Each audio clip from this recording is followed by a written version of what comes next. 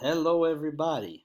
I would. Is it good afternoon, or is it good morning, or is it good evening? Not sure, based on when you're watching this, but I'm glad that you are dialing in so you can understand this. The whole purpose of doing this screencast, my first one, I was trying to think of a way to create something that you could refer to that could help you to understand what we're doing with data with our students. um, it's hard to touch on in a staff meeting. We all know that. So my thought was, let's create this. Let's see how it goes, and so it can help you to know what the students are coming into their crews with, and also to help them prepare for their student-led conferences, because we would love for them to talk about their baseline data at their student-led conference. That would be amazing. So let me explain real quick. Students in grades 6 through 11, I have met with them. I am going to meet again with the 10th grade Monday because they have two baseline data points that they need to look at, MAPS and ACT Aspire. I met with the 11th grade. That went really well. They looked at their ACT Aspire results. We had really good thoughts going. And then 6th to ninth grade, I met with each of those students in classes, and they inputted their MAP data. And so that's kind of how it is. And it's really important that I do this now because we really want to build that growth mentality here at Harborside, as we've been talking about. We want students to know what they're shooting for, to set little goals, trying to help data to become less scary for students and for you. Um, to basically make data easy and accessible. I mean, that's our passion, that's our vision. And so last year, Allie did an amazing job creating, taking Trent's ideas from his wonderful data binder that was up on my big campus, and she Googleized it. And we're a team. We're working on bringing this to the students. And so, hopefully, this video will help you to see how we do it, so you know where it is for students, and you can help them as well. Now, as always, feel free if you want to follow up with me, ask me questions. I would love to sit down with you. All right. So first of all, I'm going to talk about, I'm going to show you how students go about entering their MAP data. Okay. So kids come into the library. I've been meeting with them in the library. They log into their laptops. They log into their desktop. They go through Google Chrome and they go to their drive. And when they get to their drive, we push out to them their docs through Google Classroom. We did that. And so now they have a folder in their drive. So what students would need to do is, what I had them do was they clicked on their drive. They went to every student now has a classroom folder. It's easier for students to find than me because of all my stuff here. So they click on their classroom folder, and they're going to have another folder within there. They may have other folders because some teachers use Google Classroom, but they're going to have a folder in there, in their classroom folder through Google, that says something about data. So it might say data binder, it might say sophomore data, um, but it's all their data. So if they click on that, what they're going to find are ACT Aspire and maps. They're also going to see something in here. I don't know why it's not showing up, but we do have a doc for them for their graduation requirements. Now, some students, like sixth graders, may only have maps. They may not have the ACT Aspire. So what this is their maps data binder. We actually have a name for it, a really cool name that I unveiled to students, and I think they're pretty excited about it. You ready for it? We're calling it the G Double D. Isn't that cool? I could just envision students hanging out with each other, listening to music, and going over their G Double Ds. Isn't that awesome? Anyways, so we call it the G Double D with the kids. So basically, they would click on their G Double D for maps, which is right here. And I want to point out a few things to you. All right. First of all, I want to show you the way this is set up here. So down here at the bottom, there are tabs, okay? You've got 6th grade, 7th grade, 8th grade, 9th grade, 10th grade, okay? For each tab, there are two sections. So we're in 6th grade here. So this student, actually, I think this is a 10th grade student. So he doesn't have 10th grade data in, but he went ahead and inputted a lot of his data already that he had. So here's 6th grade. He didn't have all these sub data points here because you only get that when you look at the fall. I'll tell you that in a minute. So 7th grade, his data's there. You can see right up here. 8th grade, 9th grade. Okay, and now 10th, he doesn't have anything because he would need to input that data, and I'll show you that in a minute. So the way this is laid out, every grade level, it starts with the previous year's spring, then it gets into the fall score, the winter score, spring scores. For math on this side, if I slide over, you see there's reading over here. All right.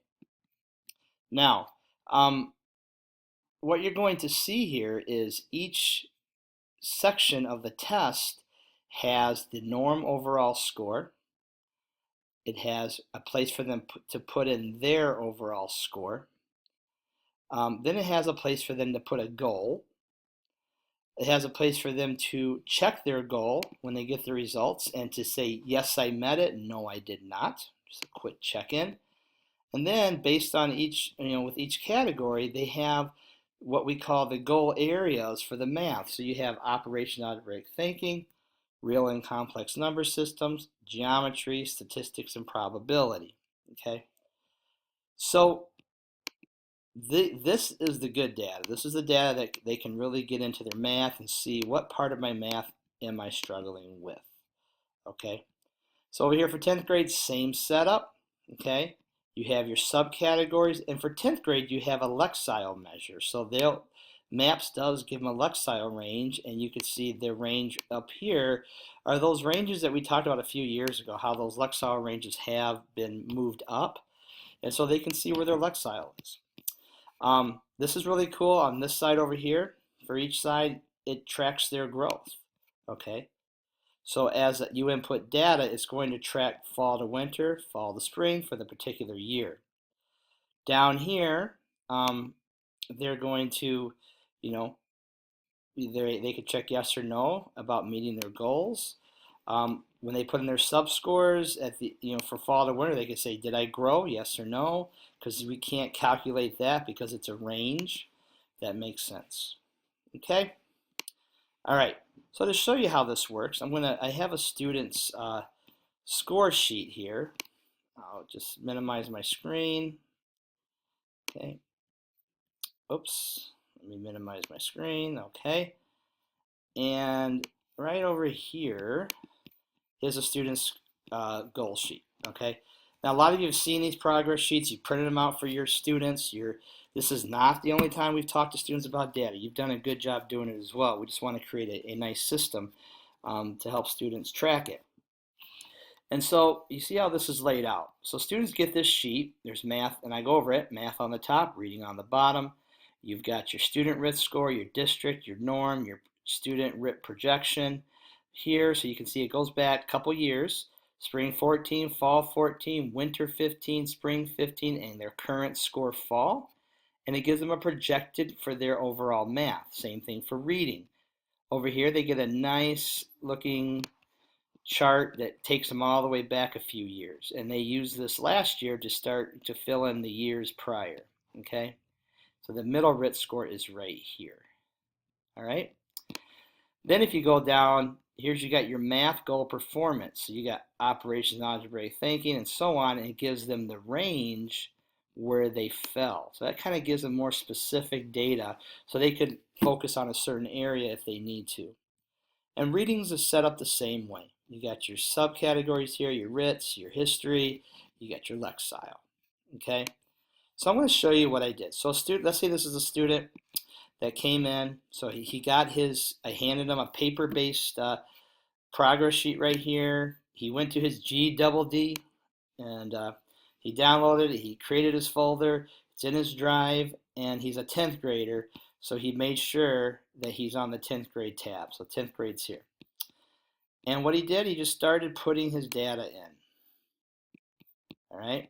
So let me see here. Let me try to make my screen a little. There we go. Here we go. All right. This will help us. All right.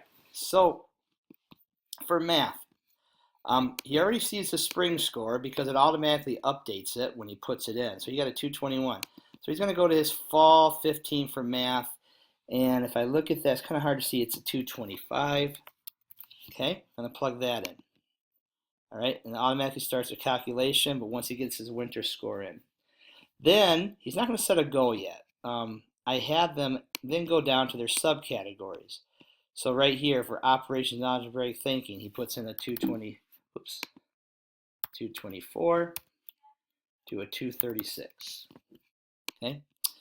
Then for real and complex numbers, which is right over here. Oops, we're not there yet. That's ACT right here. He put in his 211 to a 233. Geometry, a 216 to a 228.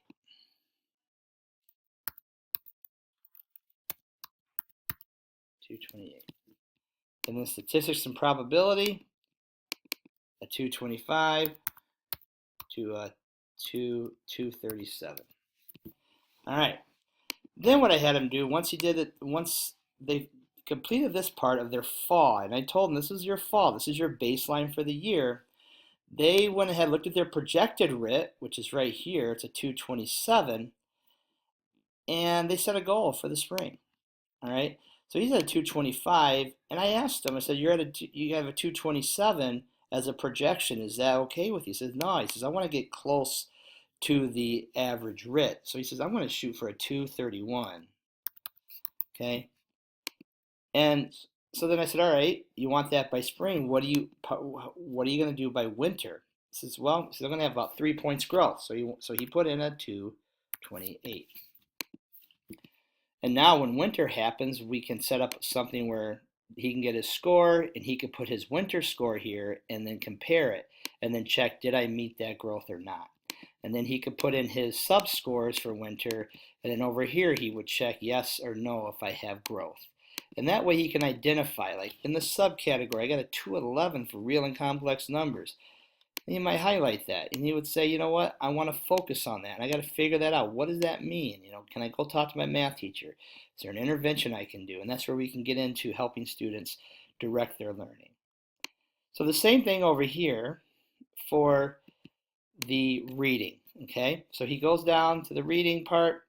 He sees that he has a spring RIT. He finds his fall RIT, which is a 220, as you can see right here, 220. So he's going to put that in, and he notices, I'm close to where I need to be.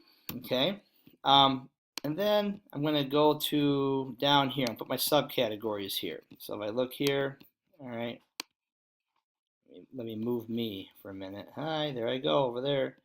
All right, so I'm going to put my subcategories, 217 to a 229. I'm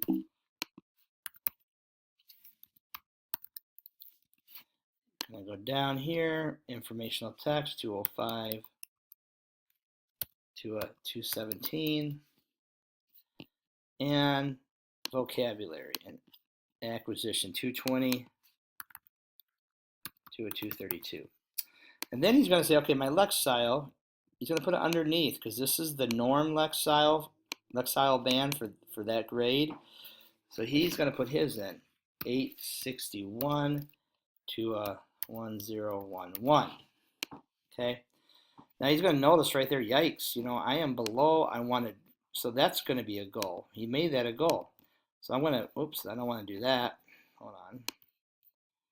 I want to highlight it. Okay.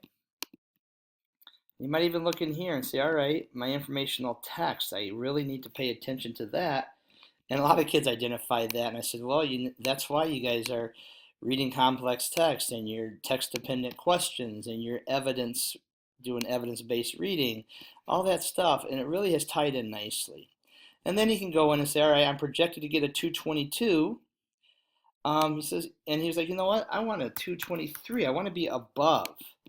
So he says, that's about 3 points. He says, it's hard for me. I want to drive that lexile range. So he says, I want to grow 2 points. So he kind of set his goal that way. Okay? So that's it for the math portion, or MAP portion of the testing. Now the cool thing about this, and I chose to show 10th grade because there's some nice options on this doc, the GDD. All right, I just want to take a moment to show you. So a student could use this and open this up at their conference. Easy, right? And they could say, here's my baseline data for 10th grade year, and spend 2-3 minutes. Here's my RIT, here's my growth. But later on, what's really cool about this is that they can track. As you can see, there's a tab down there that tracks their reading. So you can see the red is the norm, RIT, and this student, by the time he has his 10th grade passage, he can have a discussion. He could talk about this, about his reading growth. He could say, what happened here? What happened, how, I made this jump from 8th to ninth grade. Why? And he might have a story there. Pretty neat, isn't it? I think so. And same thing for math. So the whole goal was to make MAP more accessible, easy for students to talk about, to use, so they can share in various settings. So thank you for your time. If you have any questions, if you want me to come in and talk to your crew more, but I just ask that you would prepare them to share their MAP scores at their conference. Thank you, and have a great day.